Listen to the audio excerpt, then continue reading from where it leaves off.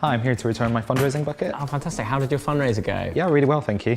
Great. So when a student comes to return their fundraiser, obviously it might not have been you who was on the hubs desk when they came to pick up their fundraising bucket. So you still need to check in the fundraising log that all the information is there. So the blue section should now have been completed by whoever was on the hubs desk when they came to collect their fundraiser. And you can start filling in the yellow section. So you need to enter their name of the student, their email address, the date of the banking, and the hubs desk. A few of the other fields will leave till after we've counted the money and things. So the first thing you need to do is check that they've brought everything back. So we can see he's returned his bake sale poster, fantastic. The float, and you'll need to count the money in the float. There should be exactly £30.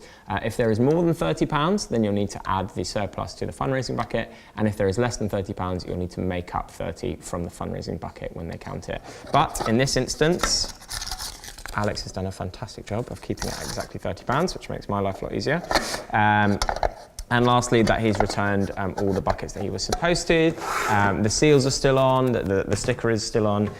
So he's been a model fundraiser in that respect. Well done, Alex. And consequently, I can return his ID for him. And you want to just make a note of that in the fundraising log as well. You can remove the seals from the bucket. And you'll need to book him a room to, this one's a bit trickier. There you go, try not to cut your fingers off. You'll need to book a room for the student to count their money. So the first option would be a meeting room. If there aren't any meeting rooms available, they can also use a spare desk in the office. Although it is a bit noisy, so I would say try and avoid that. And lastly, they can also use an advice room as long as it has been agreed with advice. But I can see that there is a meeting room available, so I'm going to give Alex the equipment that he needs to count the coins. I'm going to give you a box, as there's a few bits to carry. So we start with the coin sorter. Careful, because it has a few bits that can sometimes fall off. And then we have the coin scales. And lastly, there is an instructional laminate as well that will tell you how to use those. And then through the magic of film, we are going to transport into the meeting room. And here we are with our equipment set up. So you won't actually be with the student when they're doing the counting, but since I'm feeling kind, Alex, I'm going to talk you through the process. So basically, all they need to do is follow the instructions on here. So they need to plug in the coin sorting machine and ensure there is a collection cup for each of the coin denominations. Once they've plugged it in, the on switch is on the back, and you'll hear it's whirring up and getting started. There you go. So all you need to do, take out the banking sheet, pour the coins in, and once they have been poured in, then you just need to press start.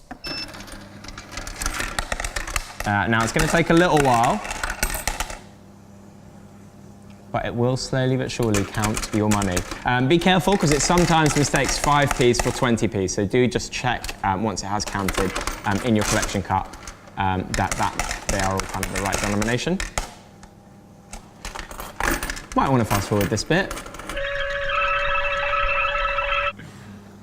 Okay, so it looks like all the coins have been sorted.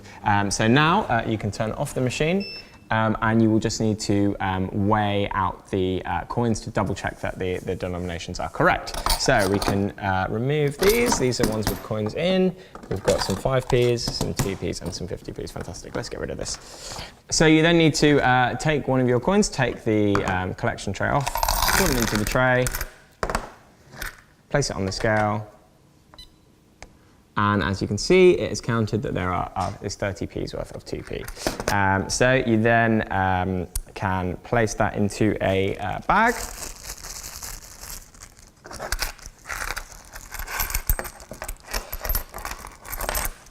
Smoothly done.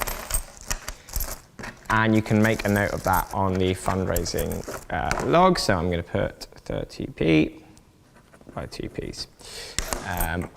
We'll then do the same for the other denomination. So make sure you've got it set to the right denomination. So next up we have 5p's. So yeah, that is correct. It automatically goes up a denomination each time. So it's set on 5p's. We'll weigh those. So it is telling us that we have got £2.60 worth of 5p's, and that's brought the total up to £2.90. And lastly, we have got 50p's. So we're going to need to scroll up through a couple of denominations so we get to 50p. Place them in the cup. And we have got 550 worth of 50p's, which brings us up to 840 total. So once the student has weighed all the money, they'll then come and get you, and you need to double check. So this will be in a bag as well, as with the 5p's. You need to then basically just redo the process. So obviously you don't need to sort the coins again because they're already sorted, but you do need to check each of their bags are weighing the same as what they've written down. Once you've both weighed them, you'll then need to both sign the document together. So I'll just sign here. And Alex, if you would like to sign there. And then you are ready to bank the money. So let's return to the Hubs desk. So here we are back at the Hubs desk. Basically what you then need to do is just finish entering the details in the fundraising log. So the amount, obviously, the bucket's returned, the float's been returned, ID's returned, so you can tick all those off. It's really, really important that you take a photo of this form. So you can do it on your phone or you can scan it in. I'm going to do it on my phone. Email it to myself, and then you need to save it in the S drive. In the Student Life Everyone folder, you will see there is a folder that is called something like Fundraising Receipts, and you need to save it in there. And there is also a naming convention that should be clear from the pre-existing file saved in there, or if not, you can have a look in the Hubs manual, which will demonstrate that naming convention. Lastly, all you need to do is obviously add the money, so bank the money. So you need to select the right account in the POS till. If the group are fundraising for a charity, it needs to go into their fundraising account, which is exempt from VAT. And if they're fundraising for a society, it needs to go into their miscellaneous account, which is subject to VAT.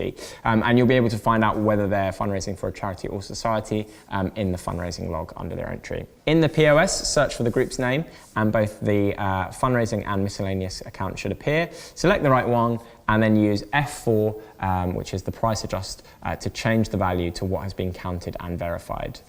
You will need to write down a reason for the price adjust in order to be able to proceed, but just a full stop or something like that will do. There just needs to be something written there, otherwise the till won't process it. If the student has any questions about their next steps, they then instruct them to contact finance. You can give them their receipt to take away, and they should then know what the next step is for them in terms of ensuring that the money is transferred to the charity. That is the end of the fundraising process. There are just 3 situations to think about that are kind of would affect the process, and that is kind of unauthorized fundraising situations. So either something that hasn't been input into the log, a late payment, so someone who's come to bank stuff after the time that is specified for that particular desk, or a non-committee member coming to bank money. In all those instances, if someone shows up with a bucket of money and we don't have an account of it, it's too late, or they're not a committee member, what you need to do is take the money, seal it in a contact security bag, and write the name of the group, the date, and the fundraising, and the words fundraising money on the bag. Drop the bag in the drop safe, and fill it in the drop safe log, and then send an email to the group's president and treasurer, CCing in the volunteering and fundraising coordinator and finance. And there is an email template that you will need to use to do that, which is in that Student Life Everyone folder. You then need to just tell the student that they need to follow the instructions on that email. So there'll be certain bits that you need to delete depending on kind of what the circumstance of the fundraiser is. But if they follow those instructions, then it should be really clear for them. And then they can come back and bank the money at another time once it has been approved by the VFC. Thank you very much for listening. The last thing I just want to mention is that during the Friday inventory stock, please can you just check fundraising buckets to see whether we're running short on buckets, whether buckets have got things like cable ties, stickers, banking sheets in. If you need any help with any of that stuff, if things are missing, just get in touch and I can provide more. If you do need any help with anything, please do get in touch. The best email address to reach me on is either volunteering@kclsu.org or nathan.thomas@kclsu.org. Thank you to my wonderful assistant Alex, and enjoy.